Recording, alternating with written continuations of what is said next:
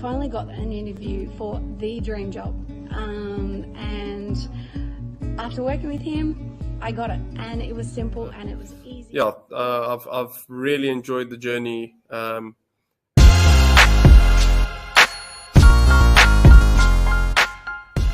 Has it helped? Yes, it absolutely has. It's definitely helped in knowing the market a lot better and knowing how to how to put myself out there. Like, I would never ever have touched my LinkedIn ever. I didn't see LinkedIn as a valuable resource at all. So in saying that, it already has proven to be. It's what I say. I think you guys are great and change people's lives, and it makes a lot of difference.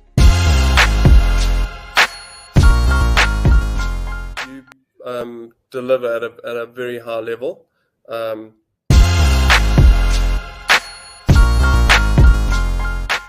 was really enjoyable. You learn a lot. It was really easy going step by step. Questions before we ended. So that was, I think session 5. The interview session, if you ask me, was my favorite out of all the 6 sessions. So it's not only helped me in my personal branding, but it's helped me now on the business side, where I feel very, very capable to go into,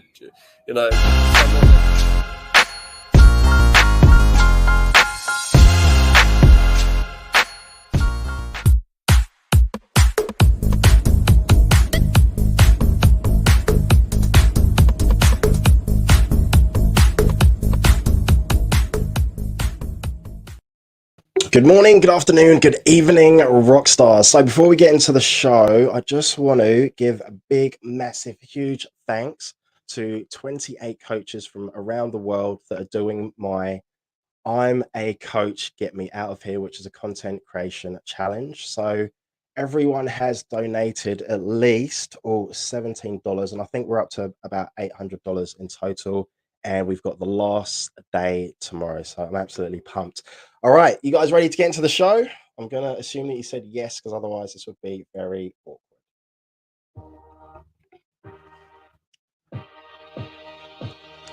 Hey, super legends, superheroes, and superstars. My name's Dre, and welcome to another episode of Hot Hire Coaches on Fire. We are absolutely going to rip it and tear it up today. And my next guest is a life coach, and we were introduced by a mutual friend, George Newgall. Actually, I think I've just butchered his surname, and he was on, I think, last week.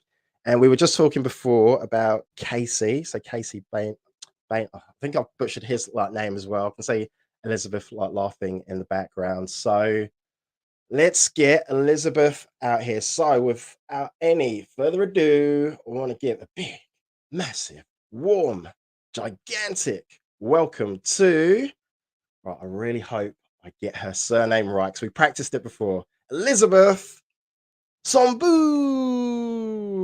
Oh, very good, very close, good. Awesome stuff, Trey. Awesome stuff. Awesome stuff. Hey, how are you? I'm great. How are you? I am amazing, absolutely incredible. And that's because you live in Australia. Oh, so you are in Canada? I am. I'm in the frigid north of well, not the very frigid north of Canada, but there's still snow on the ground, so it's still pretty cold here. But I know that you guys are going into fall, but we're going into our spring, so it's a little bit different. But yeah, it's cool. And the time currently where you are is 1:05 in the morning. 1:05 in the morning on Thursday. No offense, you were crazy, absolutely crazy. But that's we were talking before, but you said that you had like a 4-hour. Yeah, I did.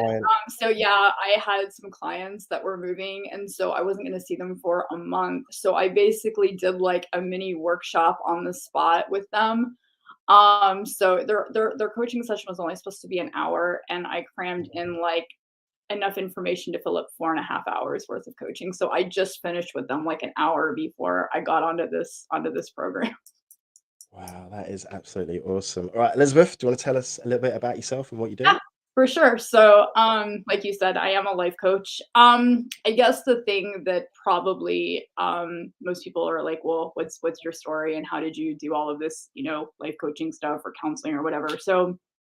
Um, so I'm gonna kind of give you the cliff notes of my story. I was sexually trafficked at the age of 3 to the age of 4 by my stepfather.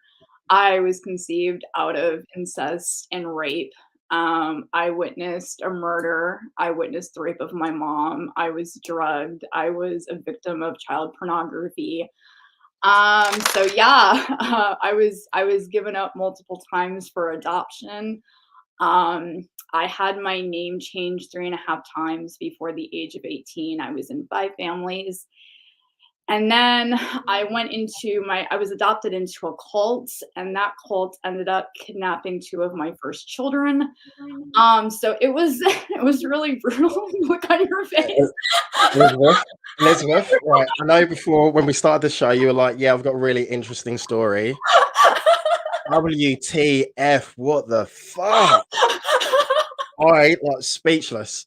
Absolutely speechless. I guess that was a lot. Maybe I should have debriefed you. You know what? Man, like for someone to go through everything that you've gone through, that just takes so much bravery, like courage. All right, so my question to you, and sorry to interrupt, is No. how do you keep going when all of that has happened to you? Because I know most people wouldn't, because there's one thing after another, after another, after another, after I another. guess it was a lot. I feel bad. Like I should have kind of debriefed you a little bit. I feel kind of bad because you're like I guess it was probably a lot for like. I forget when I tell my story that it's so abnormal because I tell it all the time, and I wrote an autobiography about it, and so I forget that this isn't like. I forget that people don't experience this on a normal basis, and so I'm just looking at your face. I'm like, oh my god, I think you need to. It's it's all good. I'm glad we're laughing. I'm glad we're laughing. Yeah. Wow, that was a lot. Okay, so to answer your question, so I healed. I did PTSD rehab. I did cognitive behavior therapy. Believe it or not, it was only 7 years of therapy to get me through all of that. So that's actually not that bad when you consider everything. And so one of the things that really helped me get through it was my empathy, because I realized that if I ended my life, that I was, yeah, it is my story, that if I had ended my life, I was going to cause trauma to whoever found my body. And I didn't want to do that. So when I had thoughts of suicide, I would be like, well, what's the next chapter? And I would imagine like the EMT person like finding my body, and I'm like, yeah, he's probably like this really handsome like guy that just probably started out on the job, and then he's going to be traumatized by my body, and like his newly engaged wife is going to be upset because he can't go back to work, and his kids are going to starve just because I decided to end my life. So that was that was like, I guess because I'm a writer, I was able to kind of fill in the blanks of who was going to find my body. And so this went on for like 4 years, where every night I would be like, okay, I'm going to commit suicide tonight. And I would have my notes, and I would have everything to plan like the perfect suicide to make it like kind of less gory, because I watched like a lot of like crime documentaries on how to do it kind of cleanly so people aren't like so traumatized. Well, then I had it kind of down to a science, and then I was looking behind the woods, and I realized there were houses there, and it was kind of woodsy, and I was like, oh great. I said, I can't do it here. I said, the little boy is going to have his dog, and he's going to throw the ball too far, and then the little boy is going to find me, and then he's going to have to go to therapy, and I'm going to completely destroy his life. And so I would pack up my suicide kit, and then I would be like, okay, I'm going to do this tomorrow. And this went on for 4.5 years. And then finally I had a breakthrough, and then I was like, okay, I'm good now. Like, I'm not suicidal anymore. And my psychiatrist and my social workers were pretty impressed with my empathy factor, that they actually did studies on me on how I got all of this empathy. And they're like, I kind of went into the medical books on empathy because they wanted to see if this empathy thing could register with other suicide or like people who are contemplating suicide. Because they're like, if she has this much empathy, maybe we can teach this to other people who are dealing with suicide. So maybe we can lower the suicide rate. So then I healed, and then I took a hiatus. And I didn't do anything for a while. Um I ended up diving in for about, because okay, there's no book on how to survive being sexually trafficked at 3 for Dummies. Like, there's no book for that, you know? So I kind of had to like figure out something that was worse than my situation. And I couldn't think of anything off the top of my head. And I came to the understanding or the realization that Holocaust survivors had it way worse than me. And so what I did is I went into YouTube and I just typed in Holocaust stories. And Steven Spielberg's, it's the Shoah Foundation, and he did all of these interviews from around the world. And for 7.5 months, for about over 10,500 hours, I sat there day in and day out, and I started taking notes on Holocaust survivors. And I started taking keys on how they learned how to survive and how they learned to put their life back together after this. And this is how I learned how to heal. So then I decided, since I was fully healed, that I would go to school, and I got my associate's degree in counseling, and then I got my life coaching certification, and this is why I do what I do. Are you okay? Yeah, well, I'm speechless. I am absolute speechless. Like, while you're talking, I was getting really emotional. Like, I could feel myself like tearing up, and I'm like, no, right, be cool. Are you okay? Be cool. Yeah. So, have you? So obviously you've read like Man's Search for Meaning, Yes, by Viktor and Frankl. Yes, it's an awesome book. It's one of my favorites. Yes. so what things did you find to be able to do that? You know, like look at the positives. What sort of things would help to get over, I guess, like trauma or like unspeakable things? There was a couple of things that I really realized was a thread through all of their lives. One of the things that I realized that they anchored themselves to normalcy, and they anchored themselves to holidays, and they anchored themselves to predictability and order, and they anchored themselves to deep and profound forgiveness.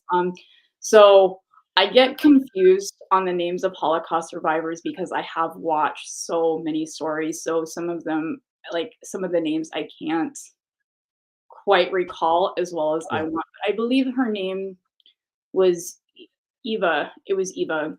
And she was one of the twins. So most of all the Holocaust, when you think of Holocaust, like the iconic Holocaust photographs, I can tell you the backstories of all of them, most of them. So the one where the nun is coming out of the barracks and there's like all of those children around, that was Nelson Mandela's. No, wrong person. That was Mengele's. That's where he did all of the experiments on the children. The one little girl that's holding out her arm like this with her number across the thing, she's a twin. This is where all the twin experiments happened. She grew up, her and her sister survived, her and her twin sister survived, and they grew up. And she was having a really hard time anchoring herself to joy and to normalcy and stuff like that. And she just could not get over like the unforgiveness because she had lost, I believe it was her mother and her father had all perished. And she ended up meeting the guard of her camp. She ended up meeting him, and they ended up becoming friends. and they actually do Holocaust tours together in Auschwitz. And I realized in that moment that I had the power to forgive. I actually had the choice and the freedom to forgive my trafficker. And one of the things that I really, really believe is that, you know, one of the reasons that I like to work with men who have trauma is because I feel broken for him.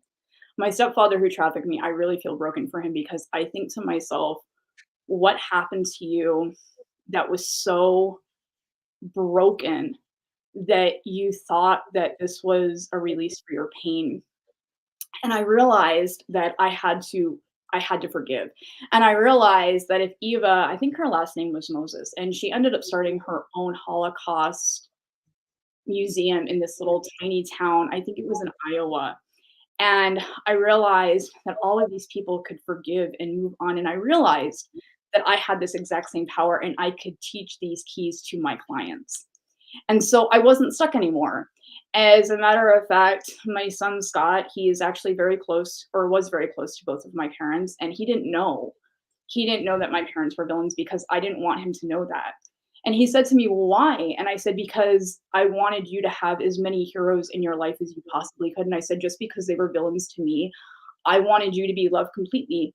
And if that meant that, and I wanted you to have normal parents and I wanted you to have normal grandparents, because I said, this is what Holocaust survivors did, is they really tried to make normalcy out of stuff that just wasn't normal. And they really felt bad about the fact that their kids didn't have grandparents. And I was like, I didn't want that to be your story.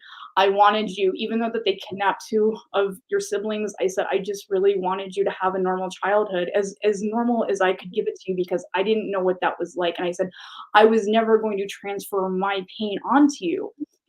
And he was kind of baffled at this because when he read my book, when he was 17, and he's like, "How come you made your childhood look so glamorous and so amazing?" And I said, "Because you wouldn't have been able to understand it." And I said, "I just wanted you, when you saw me, I just wanted you to see me in this innocent way that kids should be able to see their mom." And I said, "I didn't want like when you looked at me, I didn't want pain to be associated with your mom." And so I picked up all of these keys and I picked up all of these like life notes from them. And it's sort of this, I realized that there was like this beautiful mosaic from their pain. And when you allow mosaics to be grafted from this pain and you put them back together in your heart, that you can shine this amazing light and that you can just be completely full of joy. And your past really has no identity to you, and you can just be completely separate from it. And you can still love big and live big and just enjoy the moments as they come. And your past is just a story. Wow.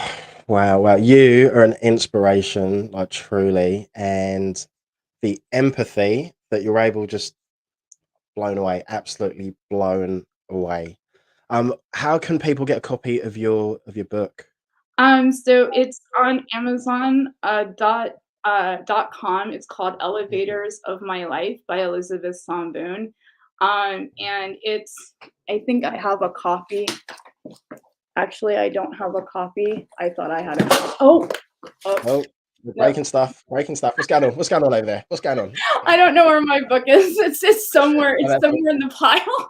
The pile of no, I'm not sure. No, it's in the other room. But yeah, you can get it on there. It's an amazing story. I've had so many people read it, and it hasn't had a bad review yet. It's not a huge bestseller, but it did win the 2021 Impact Award for most inspirational story. Congratulations! Yes, congratulations. It should win every award. Aww. Every award. Yeah. All right, let's talk about your clients. So with the clients that we were talking before, and that you said that you help men, you help women. What are kind of some of those biggest like frustrations or challenges that you come up, or that they face? Mainly how to overcome trauma. They really need help with like just finding identity after pain, grief, loss. you know, they struggle with acceptance and shame and guilt, you know, after stuff happens or happens to them or happens because of their own consequences. And I really help them to see that, you know, they did the best that they could and they're still worthy of love and they're still worthy of acceptance. And I teach them that, you know, it's a journey and there is no such thing as perfection. It's just improvement. And so I really teach them how to improve and just to love themselves and to love others and just to be everything that they can be and everything that they're meant to be in life. I love that. Elizabeth, I just thought this was going to be a normal podcast, just one of those run of the mill like podcasts, you know, like a few questions. I should have sent you my notes. I feel no, it's like, I love it. Yeah, I love it. It's okay, so I have the book. This is my book. Here we go. Elevators of My Life. So there's an allegory. I'm very big into allegories. And so it's sort of like life is sort of like an elevator. So every section of my life is sort of like an elevator. So for instance, if I may, so like you may. May I? Okay, so may I? So like my ground, I feel bad for us. So like the first one is like ground floor, like it's birth. And then I have like there's one chapter in here called like elevator to torture. This is like where I talk about like the torture. So I'll give you kind of a little glimpse into that. So the person that trafficked me, some people, adults, like hung me up against like a wall and started like burning my feet. I've been like set on fire. Oh, right. just a couple of times. It's okay. Like, I mean, it's not that bad. It was just my feet. Like, I don't have like massive, you know, I don't have massive scarring. You know, then there's the floor of let's see. Where is it? Yeah, so you know, I do discuss in here me being gang raped at the age of 3 and being left in my blood for a little while and how that transpired. Yeah, so it does get better though. It does get better, but yeah. So I promise it gets better. It gets better, but yeah. So each level, like I compare it to like being on an elevator, and that you know sometimes that's kind of what life is. It's just an elevator and sometimes you just feel stuck on this elevator.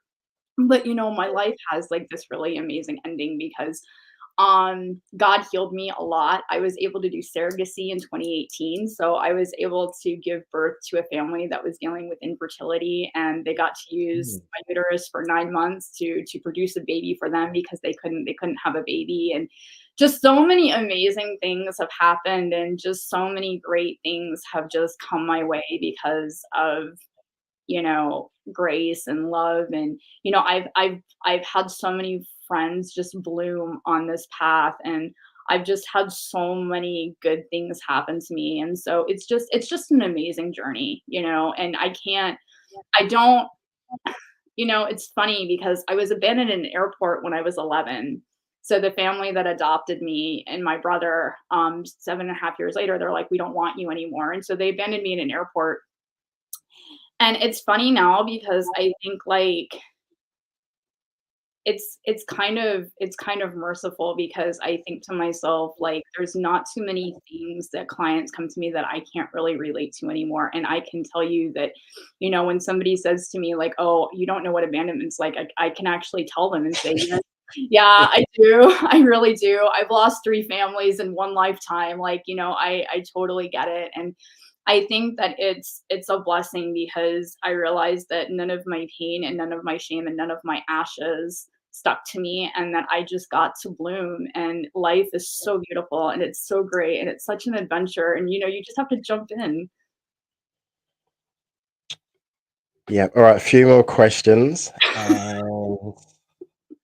Speechless, absolutely speechless. So yeah, what's next for you? What's next? I don't know. Like I was thinking about this earlier and it's so funny because like I'm living my best life. you know, every day I do something exciting. Every day, you know, I really try to live on purpose and for purpose, and just every day is an adventure for me. So I don't really know what's next. I think that I hope that when people see me that they can just feel love.